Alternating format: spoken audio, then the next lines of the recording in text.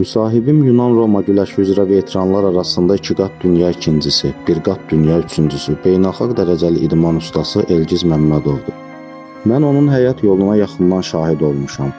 Çətinliklərlə yoğrulan, ağrılarla bərkiyən, amma hər addımında qürur doğuran bir yol. Kiçik bir idman zalından başlayıb, böyük arenalarda dalğalanan bayraqlara uzanan bir ömür hekayəsi.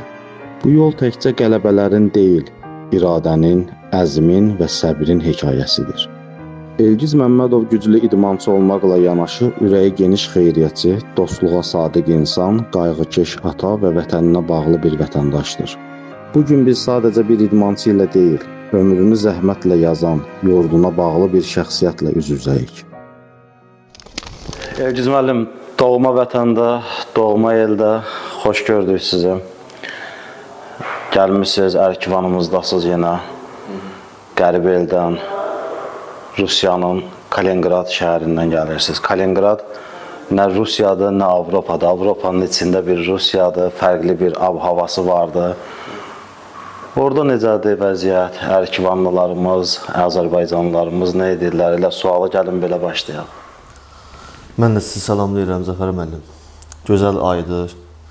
Bayramlar bir-birinə qarışır. Keçmiş bayramlarınızla təbrik edirəm.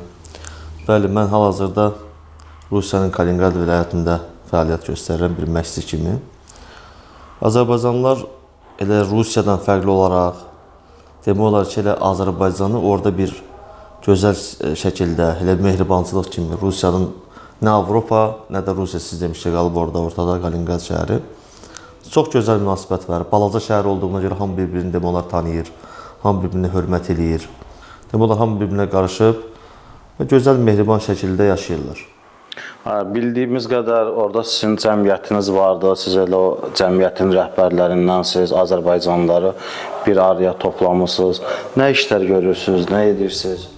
Bəli, orada bir cəmiyyət var. İnam cəmiyyəti.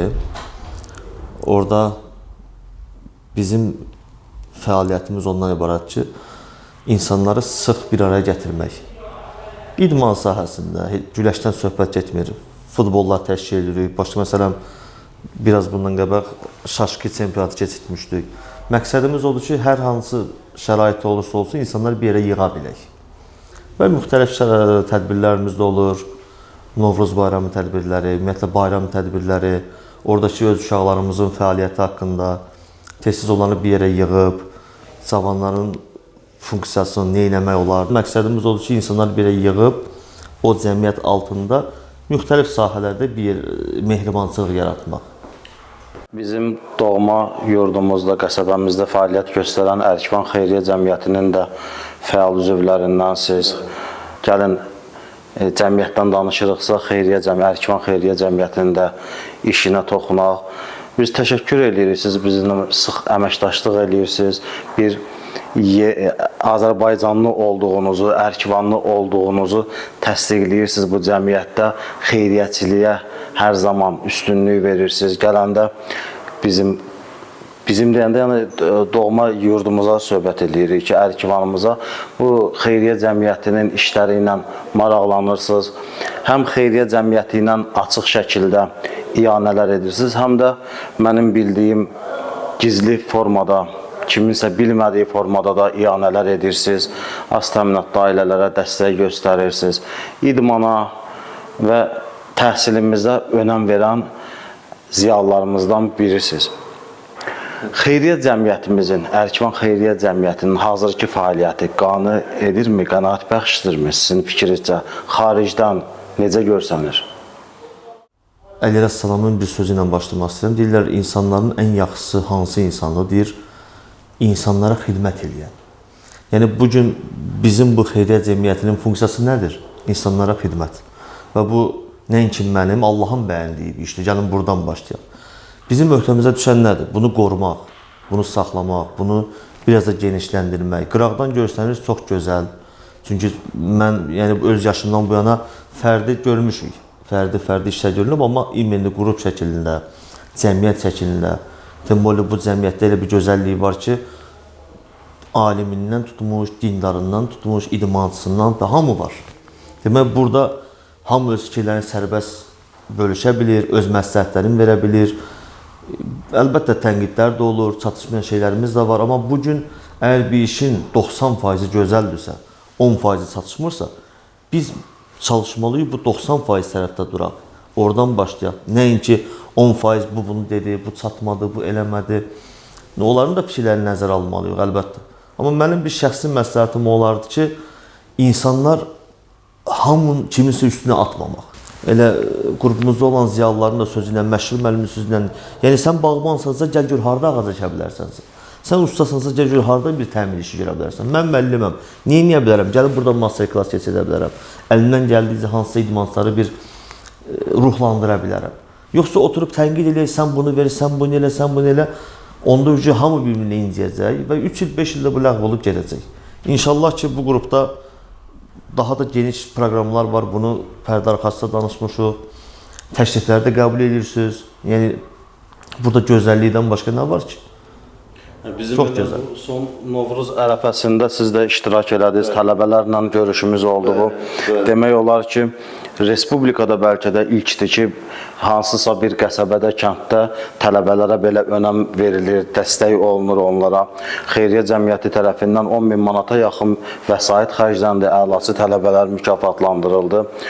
Yəni, bunlar elə bilirəm ki, böyük işlərdir və bunlar davamlı olmalıdır. Bizim amma üzərimizdə düşən vəzifə odur ki, bir ərkivanlı, digər xaricdə yaşayan, ümumi Azərbaycanda yaşayan ərkivanlıları cəmiyyətə cəlb eləyək. Biz bu yöndə fəaliyyətimiz olmalıdır.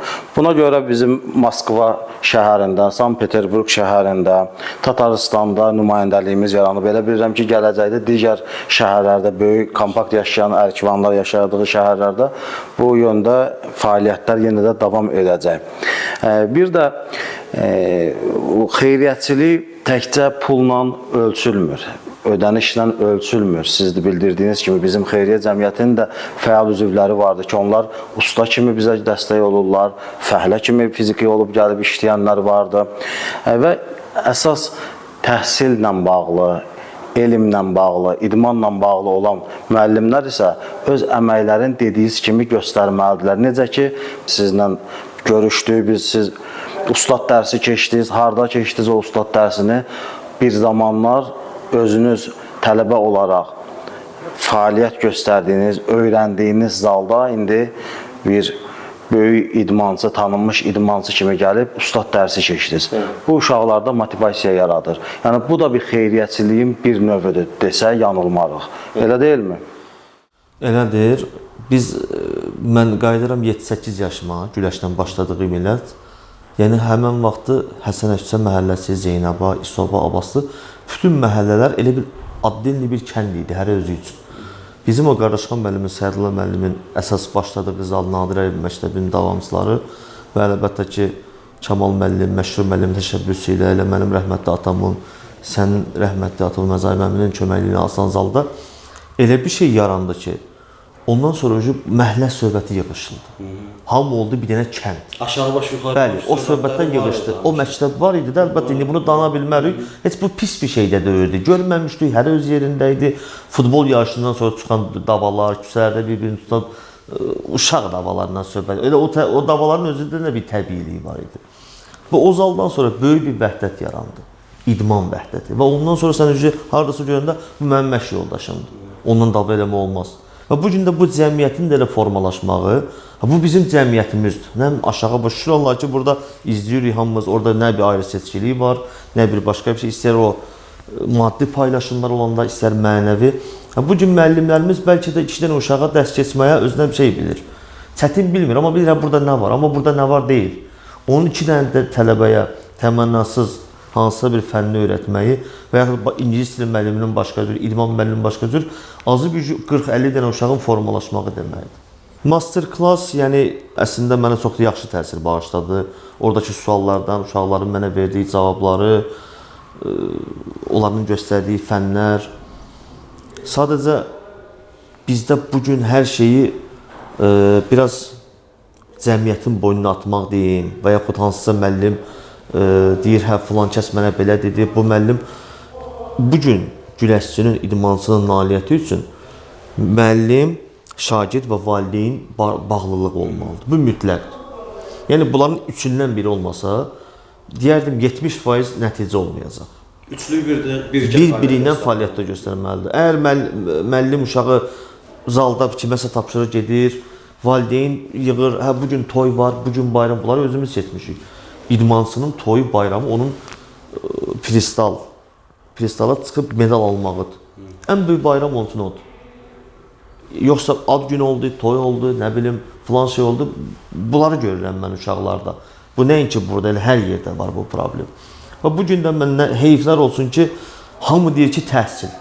Gözəl, təhsil deyirsiniz. Kim təhsil demir ki?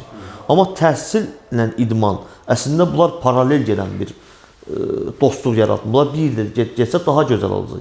Çünki adi bir təhsil davam etdirən uşağın idman nəticələri zəif olursa və yaxud idmançının təhsili zəif olursa, bunların bir yerdə getmək deyil. Bunların proqramsızlığıdır. Valideynin uşaq üçün cədvəl yaratmamağıdır.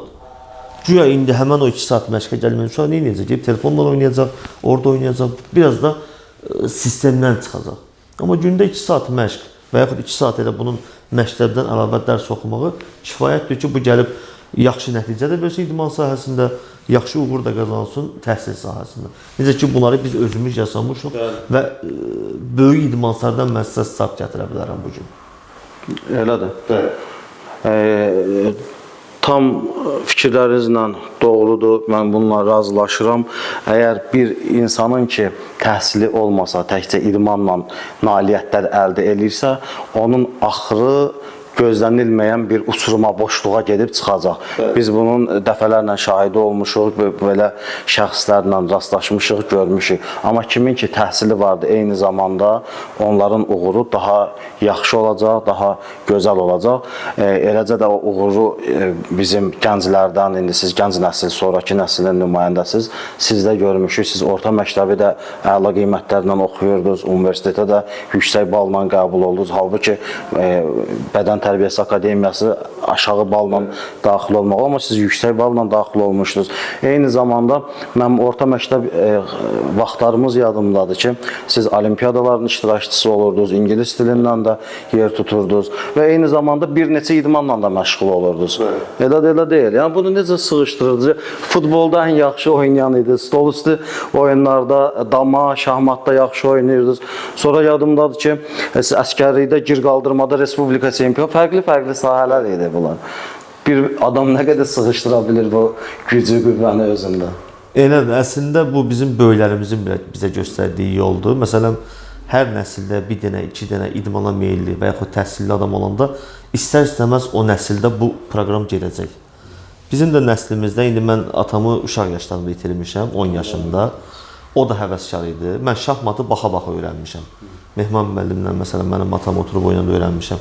Sonraki onları bir var öyrənmək, bir də var formalaşdırmaq. Formalaşdırmaq bizim, ümumiyyətlə mənim, əmim uşaqlarının, bizim 4 tərəfimizdə qonşuların bu sahəyə yönlənməklə Mehman müəllimin səyləri soxulub. Məsələn, gecələrlə oturub şaşqı oynayırdıq. Məsələn, gecə saat qış gecələri, 5-də hava qaralır. Niyə? Elgiz gəl bura. Elnur, oturun. Şaşqı oynayırdıq. Onda gördük 3 saat, 4 saat keçib. Bir gün otururduq, məsəl üçün şahmat oynayırdıq. Bu stolüstü idmanların bir yolu. Hər gün orta çağı uşaq o. Məndə idmana olan həvəs yaranıb. Bunu məndə yaradıblar. Mən durub bugünkü gün üçün istifadə olunan insanı normal həyatdan çıxardan şərtlər çoxdur. Bunun PlayStation-ı var, bunun telefonu var, bunun planşeti var.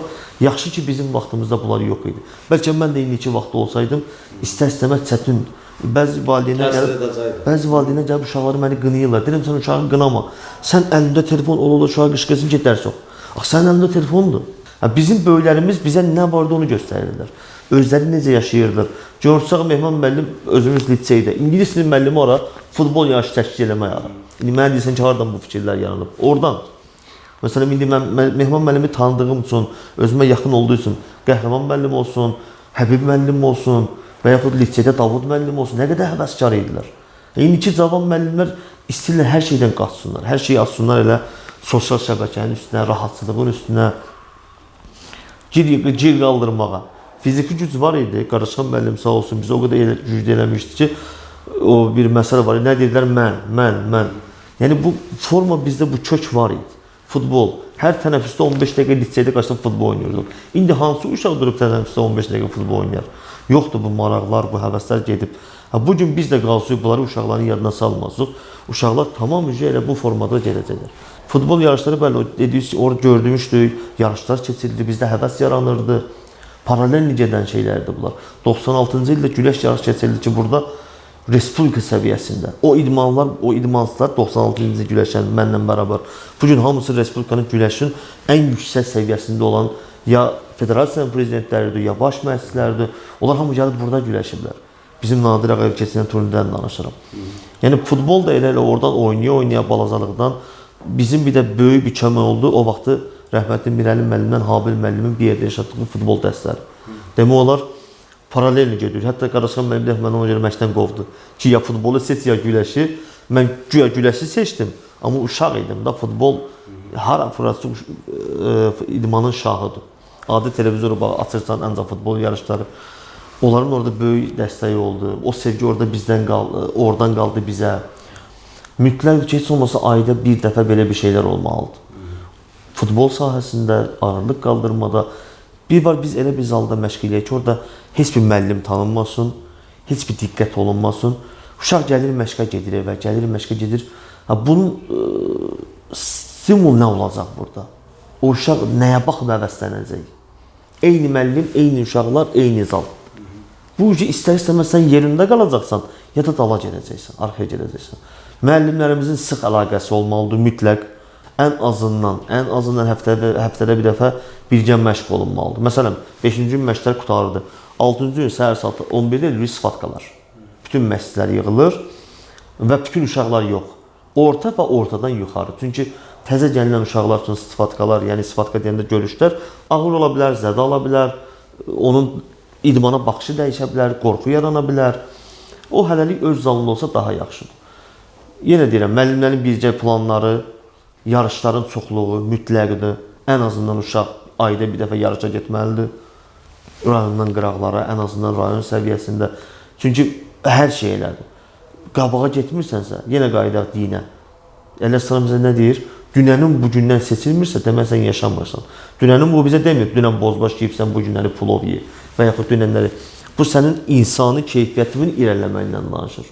Əgər sən dünən 5 səhifə kitab oxumuşdunsa, bugün 6 səhifə oxumalısan. Hansısa fənni bugün biraz qabağa keçməlisən. Əgər sən dünən 10 dənə turnik eləyirdinsə, bugün 9 dənə eləyə bilmərsən, 11 dənə eləməlisən. Və dünənə baxıb qabağımıza bir yol açmalıyıq. Və inkişaf eləmək üçün də bu şərtlər mütləqdir. Və sosial şəbəkə. Bugün indi biz bunu qırağa qoya bilmərik. Bu günləri bu internet dövrüdür. Bugün sən elədiyin işi paylaşmalısan, səni görməlidirlər. Məsələn, Bədirli məhəlləsi deyir, biraz qıraqda qalıb. Və yaxud Pələnkişdə məhəlləsi qıraqda. Zala gələ bilmir. Amma uşaq bir dənə video rolikdə görüb sənin zalını həvəslənib gələ bilər. Bizim uşaqlar bəzi vaxt işə qatırlar. Mən reklam sevmirəm. Qardaş, biz sənə demirik ki, sən gətir bura paltarı reklam elə, geyimi reklam elə, yeməyi reklam, işi reklam elə. Və reklam xətrini eləmə. Baxırsan elə insanların gözəl iş görürsən də sən. Pis iş görürsən, təşviqat elə və bununla hər şey yayılır.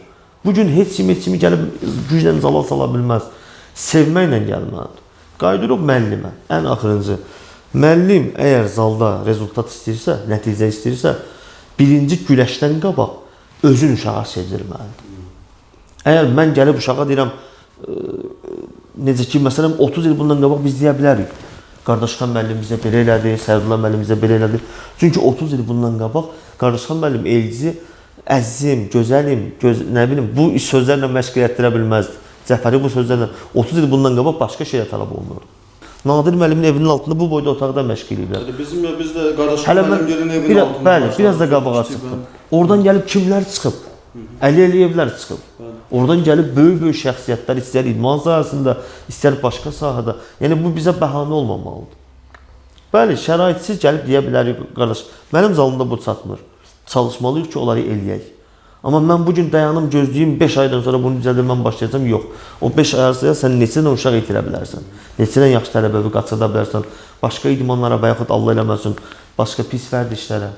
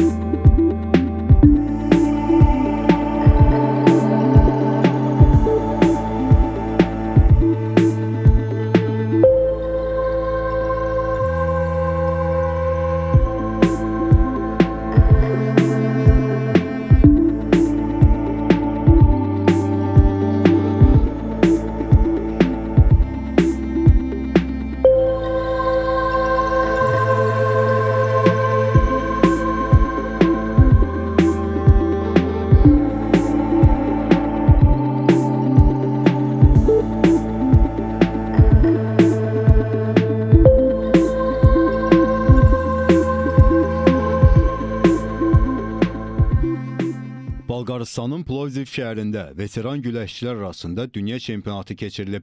Yunan-Roma güləşi üzrə yarışda Elgiz Məmmədov ikinci yeri tutub. 88 kiloqram çəki dərəcəsində qüvvəsini sınayan təmsilçimiz Türkiyə və Bolqarıstanlı həmkarlarını üstələyərək finala yüksəlib. 50-ci görüşdə Qazaxıstanlı idmançıya minimal fərqlə uduzan Məmmədov dünya çempionatının gümüş medalını qazanıb. Yetirmələrlə məşğul olursunuz Kaliningrad şəhərində və eyni zamanda özünüz də fərdi idmanla məşğulsunuz, davamlı olaraq yarışlarda iştirak edirsiniz. 2022-ci ildən dünya çempionatında, veteranlar arasında dünya çempionatında iştirak elədiniz. Əvvəlcə Rusiyada oldu da, 1-2 il ardıcıl Rusiya çempionu oldu. Sonra dünya 3 dəfə ardıcıl dünya çempionatında iştirak elədiniz. Veteranlar arasında dünya ikincisi 2 dəfə, dünya üçüncüsü 1 dəfə oldunuz. Növbəti ildə biz yenə gözləyirdik sizdə, amma nəysə deyə səhhətinizlə bağlı problem yarandı. Bəs irəliki illərdə gözlənilirmi yenə də bu yarışlara qayıtmaq? Şəxsi fəaliyyətlər. Bəli, şəxsi. İnsanın həyatında itkilər olanda insan biraz istər-istəməz tək qalırsan. Mənim də 2020-ci ildən bu pandemiya vaxtlarından demək olar ardıcıl həyatımda böyük itkilər olub. Bunu da bilirsiniz, çox bu haqda danışmayaq. Və o itkilərdən sonra tək qalanda özünə bir həvəs axtarırsan. Nədən başlayayım? O həvəsdə də bu gündəlik həvəslər səni qane eləmir.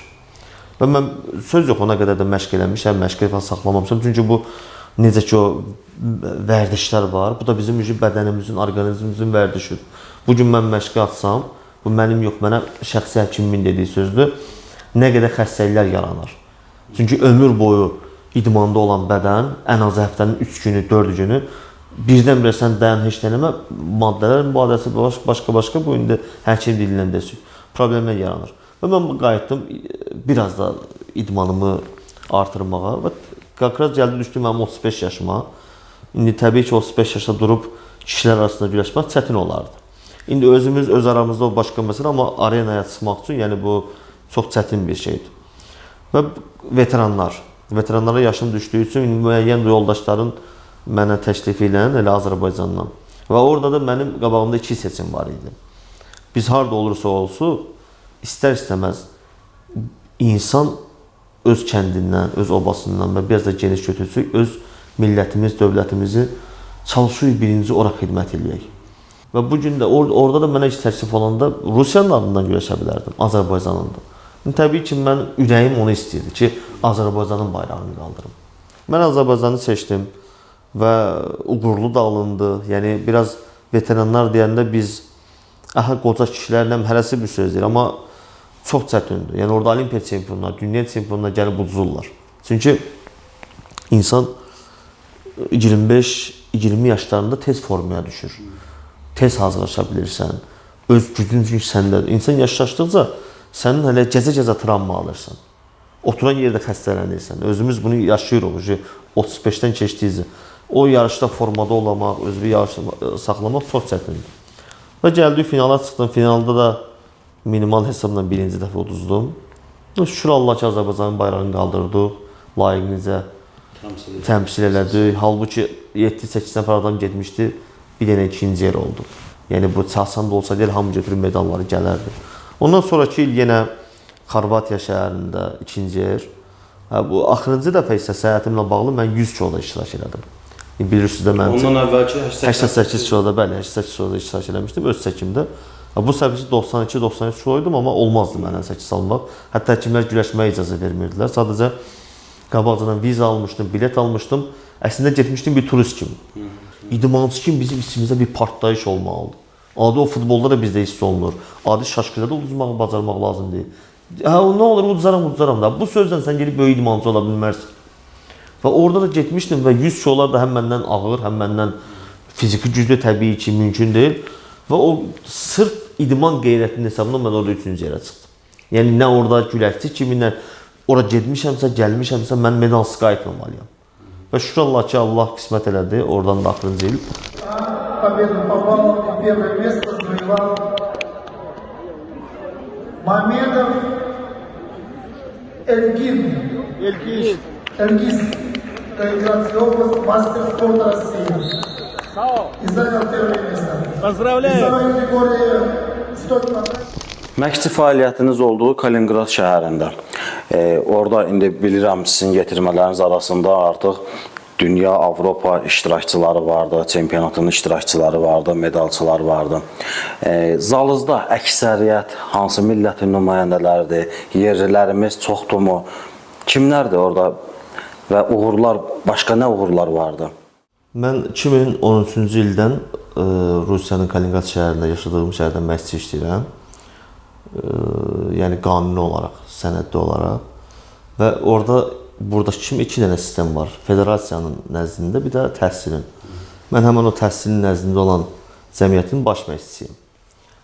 Yunan-Roma güləşi üzrə baş məşqçisiyəm və bizim fəaliyyət, əlbəttə hər işin başlanğıcında çətinliklər olur. Birinci çətinliklər çox idi. Şükür Allah ki, sonradan uşaqlar, tələbələr çoxaldı, nəticələr yavaş-yavaş verməyə başladılar. Rusiyanın tərkibində yığmada güləşən uşaqlarımız oldu, yeniyetmələrdən ibarət. Və şükür Allah ki, Azərbaycanlılar da çoxdur zalda, nəticə də verirlər, təhsilləri də öz yerində, yaxşı səviyyədə. Ruslar, onun başqa millətləri olsun və gözəl zalımız var orada, gözəl şərait yaradılıb orada da bizə şükür Allah ki. Mənim elə öz iki oğlum da güləş idman növünə məşğuldular və onlar üçün də, necə ki başqalarına, onlar da birinci mənim öhdəçiliyim, birinci, yəni mənim qoyduğum qadağ odur ki, əgər sənin qiymətlərin aşağıdırsa, sən gəlib idmanla məşğul ola bilməlisən. Çünki sənin o qiymətsiz, savadsız idmanın mənə lazım deyil. Ola bilərsən, gəlib böyük nailiyyətlər əldə edə bilərsən. Amma bir insan kimi, bir gələcəkdə bir danışıq olsun, bir nümunə olsun, sənin təhsilin olmalıdır. İndi onlar da inşallah gələcəkdə, bir yaxın gələcəkdə elə bir Nadir Ağayev turnirə planlarım var ki, onları 1-2 ildən sonra gəlsinlər, burada güləşsinlər ki, faydalı olsunlar. Yəni o uşağın əlindən başqa nə gələ bilər? O gəlsin burada öz kəndində, öz obasında, öz rayonunu təmsil etsin respublika səviyyəsində. Çünki mənim öz 2 illik sənədli olduğuma görə uşaqlar da avtomatik gəlib burada da Azərbaycandan gələcək güləşə bilər. İki övladınızdır da Yasin, Hüseyn. Onlar ikisi də keçən il Rusiya çempionatında da medalçı oldular. Bu il fevral ayında 13 yaşlara qədər tam Rusiyanın bu çempionatına daxil olmasa da elə gedirdi. Adıyla ki, Rusiya çempionatı. Sankt-Peterburg şəhərində elə oldu. Biri ikinci yerə çıxdı Yasin, 32 kilogram çəki dərəcəsində. Böyüyü də Hüseyn də 48 kilogramda 3-cü yerə çıxdılar. İnşallah onlar da oxusalar. Biz onlardan da uğur gözləyirik. Ya başqa cürdə mümkün deyil. Yəni Elgizin övladları çempion da olmalıdırlar. Daha yüksək uğur gözləməliyik. İnşallah bu uğura sevinək, bu uğuru İnşallah, çox sağ olun. На чемпионате России этот прием принес калининградскому борцу Ильгизу Мамедову золото. Во время схватки соперник сильно повредил ногу. Победитель не бросил его на борцовской площадке.